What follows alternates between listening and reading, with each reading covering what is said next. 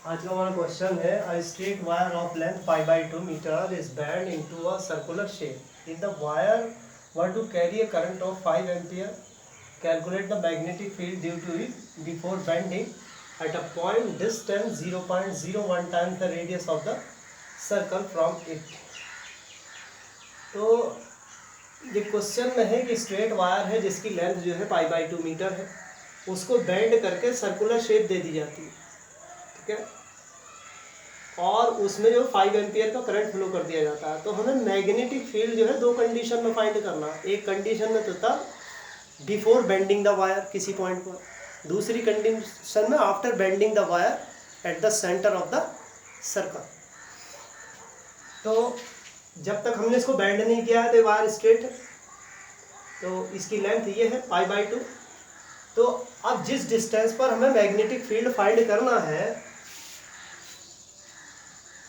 उस डिस्टेंस को कैसे निकालेंगे? वो डिस्टेंस गिवन है 0.01 times the radius of the circle, यानी सर्कल की रेडियस के रिलेशन में उसने दे रखी है टर्म फॉर्म में इसकी डिस्टेंस।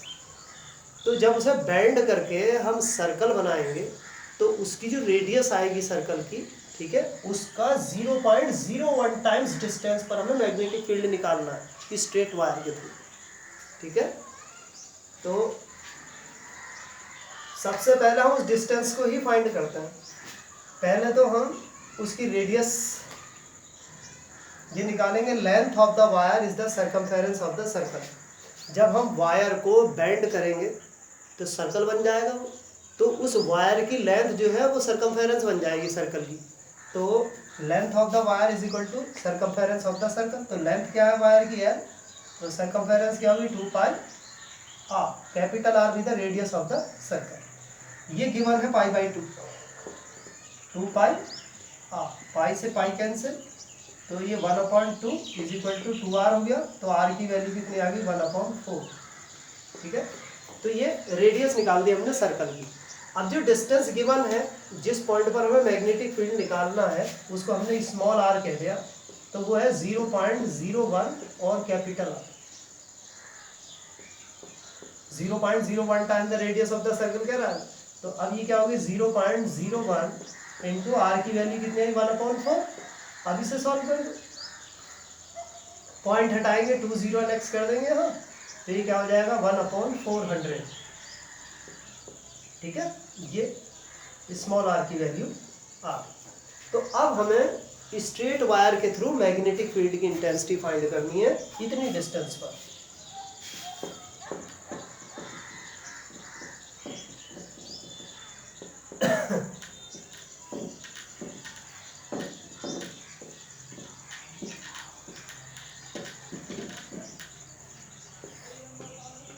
ये कोई स्ट्रेट वायर है, इसे इस डिस्टेंस पर मैग्नेटिक फील्ड की इंटेंसिटी हमने फाइंड करनी है, तो उसका डेरिवेशन मैंने कराया था। ये इन्फिनिटी लॉन्ग स्ट्रेट वायर हो गया डिस्टेंस के कंपैरिजन, क्योंकि 1/400 है और वायर है 5/2 मीटर, तो इसके कंपेयर में डिस्टेंस बहुत कम है। तो जब कम डिस्टेंस होती है तो इन्फिनिटी लॉन्ग वायर हो जाता है, तो एंगल 90 डिग्री का बन जाएगा। तो मैग्नेटिक फील्ड की इंटेंसिटी क्या आएगी, μ0I/2πr, μ0/4π की वैल्यू हम जानते हैं इज इक्वल टू 10⁻⁻7 होती है। तो μ0 की वैल्यू क्या निकाल लेंगे हम यहाँ से 4π 10⁻⁻7। तो जहाँ μ0 दिखाई दे रहा है वहाँ लिख दो 4π इंटू 10⁻⁻7 और आई की वैल्यू 5 एम्पियर, ये आ गया 2π और आर क्या निकाला हमने 1/400, ये हो गया, पाई से पाई कैंसिल हो गया और बाकी इसको अभी सॉल्व कर देंगे। ये क्या बचा 4 इंटू 5 इंटू 10⁻⁻7 अपॉन, अभी क्या बचा 2 2 1/200। अब 200 न्यूमरेटर बन जाएगा, 200 multiply 4 multiply 5 multiply 10⁻⁻7 Tesla. Magnetic field की एसआई यूनिट होती टेस्ला। तो अब ये क्या हो जाएगा 5 2 10, तो हो जाएगा 1000 इंटू 4 इंटू 10 की पावर माइनस के 7। ये 3 0 आ रहा है तो ये 10 की पावर माइनस के 4 हो जाएगा, तो इसे लिख देंगे अब हम 4 इंटू 10 की पावर माइनस के 4 टेस्ला। ये स्ट्रेट वायर के थ्रू इतनी डिस्टेंस पर मैग्नेटिक फील्ड की इंटेंसिटी आ गई। अब जो सर्कल बनाया हमने उसको बेंड करके, तो उसके सेंटर पर जो मैग्नेटिक फील्ड की इंटेंसिटी होगी वो कितनी होगी। सर्कल के सेंटर पर मैग्नेटिक फील्ड की इंटेंसिटी का भी डेरिवेशन हम करा चुके हैं। वो क्या होता है, B is equal to magnetic field at the centre of the circle. तो ये होता है mu naught I upon 2r। Mu naught क्या हो गया 4 पाई इंटू 10 की पावर माइनस के 7।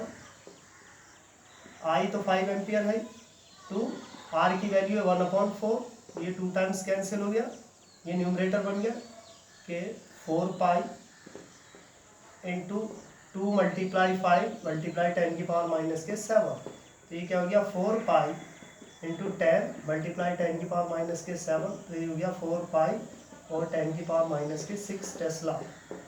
इसको सॉल्व कर लेंगे और ये इंटेंसिटी आ जाएगी।